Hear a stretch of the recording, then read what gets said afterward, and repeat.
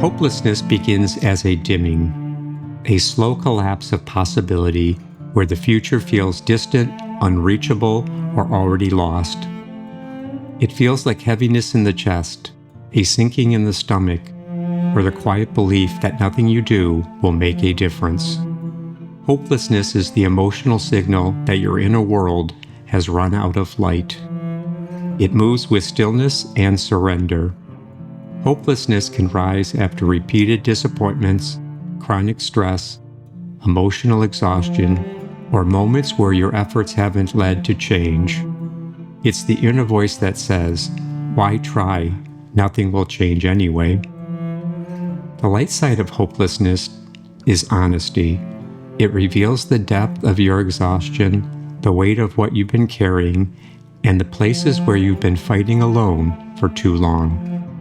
In its light, hopelessness becomes truth-telling, a raw acknowledgement that something in your life needs support, rest, or transformation. The shadow side of hopelessness appears when honesty becomes despair, when you stop believing in your own agency, disconnect from your desires, and assume that the future is fixed and unchangeable. When hopelessness turns into emotional numbness, withdrawal, or the belief that you are beyond help.